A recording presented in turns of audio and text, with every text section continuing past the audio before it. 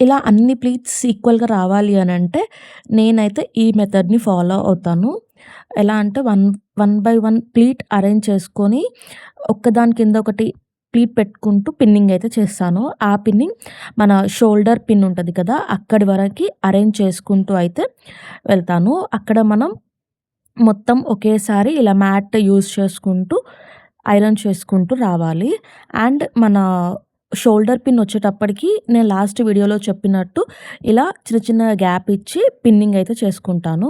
And chest pleats arrange చేసేటప్పుడు first chest pleats అన్నీ నీట్‌గా అరేంజ్ చేసిన తర్వాత దాని మెజర్‌మెంట్స్ ఉంటాయి. Like client measurement, shoulder and cup measurement అంటారు దాన్ని. అది వాళ్ళ shoulder measurement and cup measurement 2 తీసుకొని ఆ పిన్నింగ్ మధ్యలో ప్లీట్స్ అనేది అరేంజ్ చేస్తాను. సో, క్లయింట్ చెస్ట్ అనేది కనపడకుండా మొత్తం కవర్ అయిపోయి ఉంటది.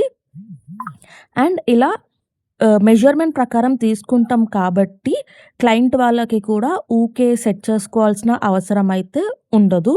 ఇలా one by one pleat arrange చేసుకున్నాక మళ్ళీ ఒక్కసారి ఐరన్ అయితే చేస్తాము. ఇక్కడ ఐరన్ చేయడం కూడా చాలా ఇంపార్టెంట్. బికాజ్ ప్లీట్స్ అనేది మూవ్ అవ్వకుండా ఉంటాయి.